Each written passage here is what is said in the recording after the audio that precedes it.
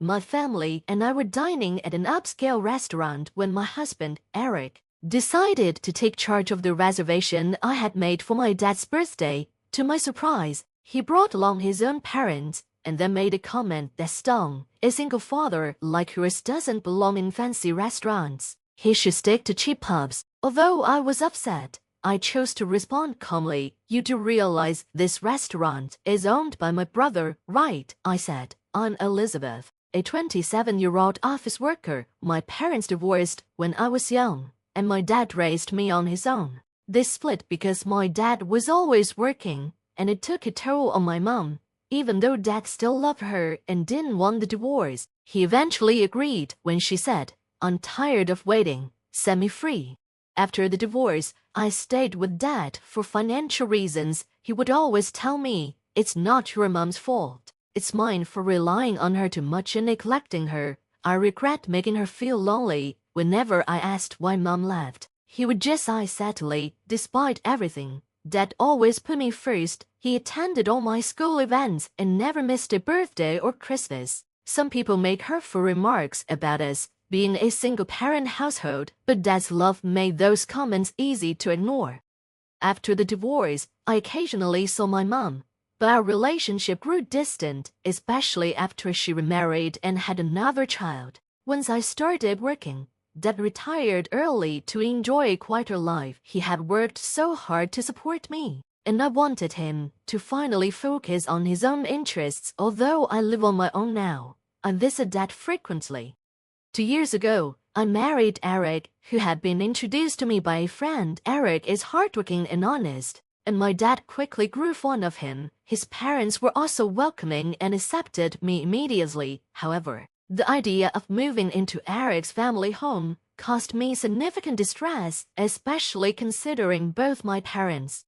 My parents are getting older, and I constantly worry about them. They're both retired now and have become increasingly isolated, rarely going out or interacting with others. Moving in together seemed like a good opportunity for everyone, and Eric pleaded with me to consider it. "Please, think about it," he said earnestly. Of course, I wanted to respond to his heartfelt request, but moving into his parents' house would put a considerable distance between me and my dad, making it difficult to check on him as often as I used to. Although Dad is in good health, I feared that if something happened, he might not be found in time. I was torn about what to do, but eventually, Dad offered his advice. "I'm healthy enough to live on my own.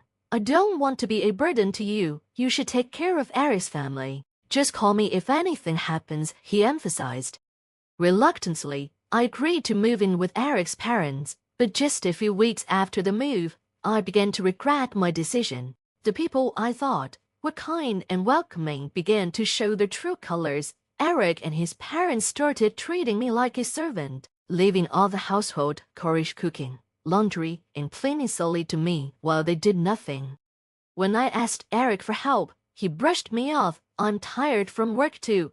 Housework is a wife's job, right?" he retorted. My protests that I also worked fell on deaf ears. "It's different. You married me, so you should be devoted to me and my parents," he would say dismissively. Coming home exhausted from work, only to face an endless list of chores, was overwhelming. But it wasn't just the chores. Eric's mother, Mary, made my life a living hell. She would deliberately spill food to dirty the floor or complain about the smallest speck of dust. "This spot is dirty, clean it," she would order, leaving dirty clothes everywhere for me to pick up. After I had washed and carefully folded them, she'd say, "These folds will crease the clothes, do it again," and then kick them apart.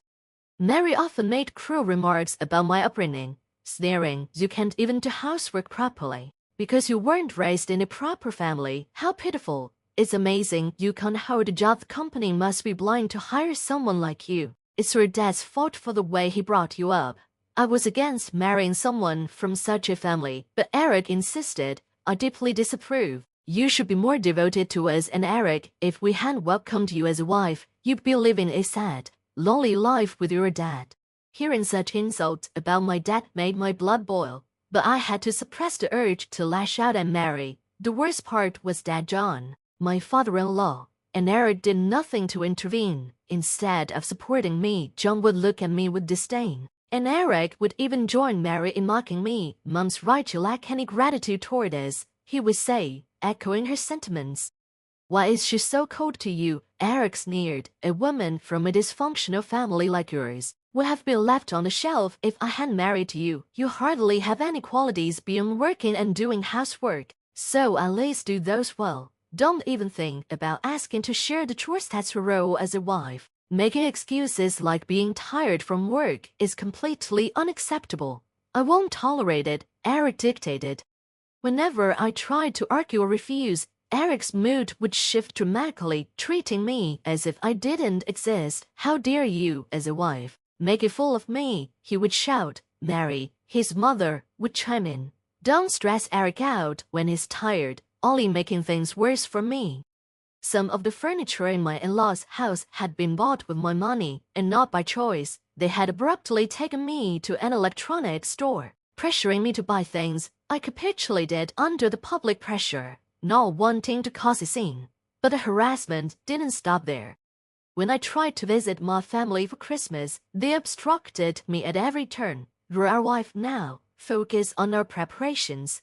We have a feast to prepare and thorough cleaning to do. Your dads all alone won't be doing much, right?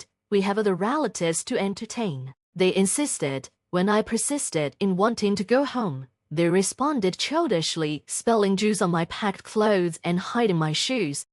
Facing daily complaints and harassment, I reluctantly gave up the idea of going back home. Unable to reveal the truth, I told Dad, "The in-laws' house is busy with Christmas preparations, so I'll stay and help. I'm sorry I can't make it back."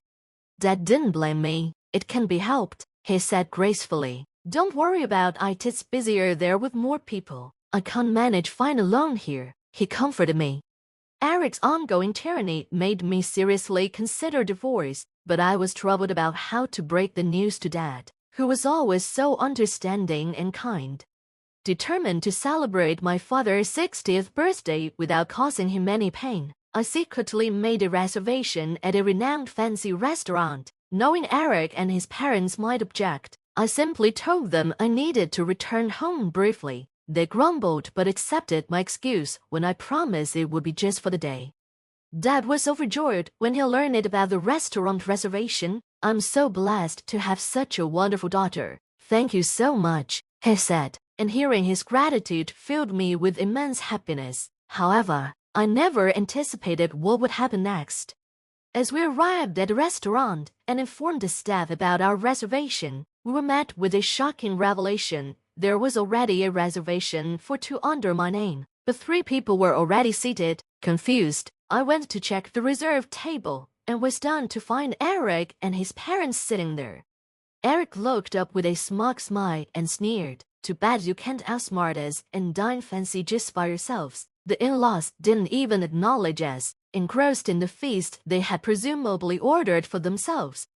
Dad, seeing Eric and the in-laws at the table, looked back and forth between us, clearly puzzled. He had only ever seen the pleasant side of Eric and his parents, so his confusion was understandable. Eric, suspecting something was up due to my cheerful demeanor about returning home, had secretly snooped through my phone. He discovered the reservation and preemptively ordered dishes for himself and his family to undermine our plans.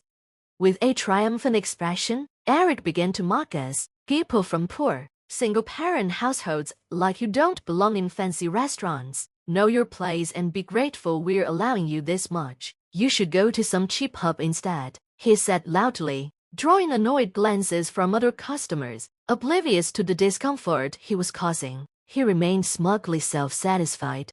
Dad, seated next to me, was dumbfounded by Eric's audacity. I was at my wit's end. I knew Eric and his family were selfish, but I never imagined they would stoop to such shameless levels. My anger reached its peak, threatening to ruin this special 60th celebration. Suppressing my urge to shout, I calmly addressed Eric as he sat there smirking. "This is my brother's restaurant," I said firmly. "He invited us here to celebrate Dad's birthday." At my words, Eric and the in-laws, who had been disinterestedly eating, Frumsy, my brother, who had been listening to the conversation from the back of the restaurant, appeared with a deeply displeased expression. Although he had been taken by Mom during the divorce, unlike our estranged mother, he has always maintained and cherished his relationship with Dad and me.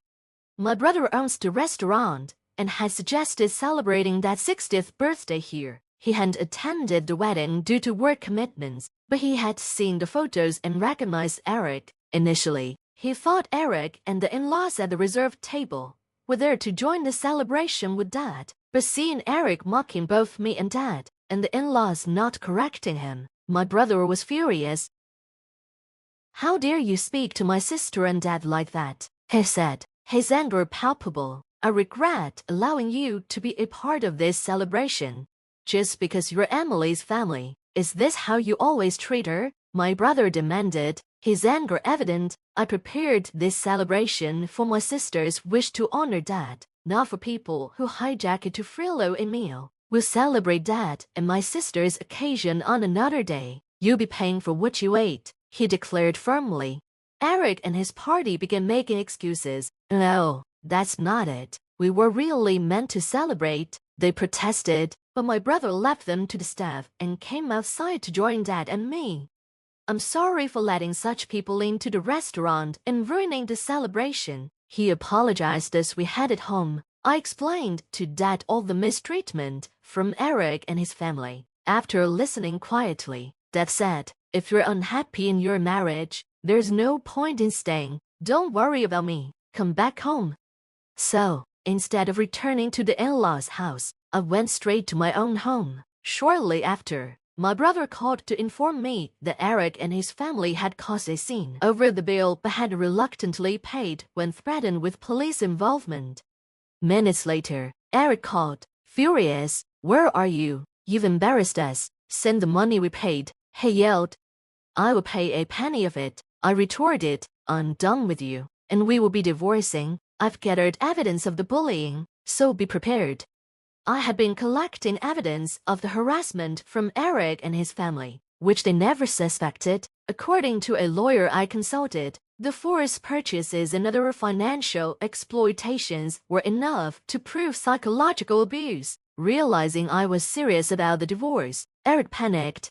"No one but me would marry a woman from a single-parent household. Do you want to upset Dad?" he threatened. I scoffed. "Dad said my happiness matters most. I'd rather be with him than deal with the likes of you," Eric warned. "You regret this. Think it over." But I hung up and proceeded with the divorce preparations. Eventually, Eric and I divorced. He was reluctant due to concerns about societal image, but eventually gave in. As the court date approached, I had gathered substantial evidence of psychological abuse, which ensured I received a fair settlement in the divorce. During the property distribution, I took steps to protect my assets and secure my future. I reclaimed the furniture I had purchased for the in-laws' house, exercising my legal right as the buyer. The in-laws tried to complain, but my lawyer simply pointed out that a purchaser naturally retains the right of possession, leaving them defeated. A few months after moving back to my parents' home, Eric reached out, seeking reconciliation. He explained that on the day of the incident at the restaurant, his boss and colleagues had been there for a work celebration. They overheard everything he said to me and Dad. His boss, who had grown up in a single-parent household, was deeply disappointed in Eric's disparaging remarks. As a result, Eric's promising career was jeopardized. He lost his standing and any chance of advancement, and his colleagues regarded him with contempt as a psychological abuser. Eric's troubles didn't end at work. The in-laws' household had become chaotic. Before the divorce, Eric and the in-laws had offloaded all household chores onto me. After the divorce, they were now bickering over who should do the chores, with Eric being pressured to buy new furniture to replace what I had taken and contribute more financially.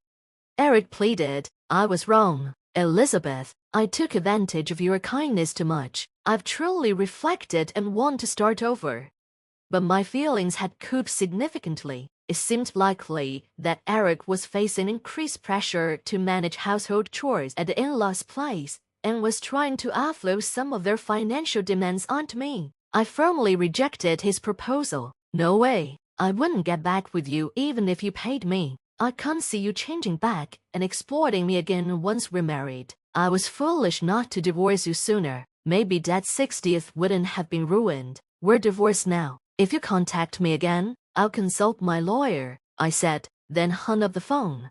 The mention of a lawyer seemed to resonate, as I received no further attempts at reconciliation from Eric. And now, I'm happily living at home with Dad, and my brother occasionally visits, bringing gifts. His wife is pregnant, and he seems truly happy. Dad and I are both excited about the baby, while I'm not considering marriage anytime soon. If the opportunity arises, I'll be sure to choose more wisely.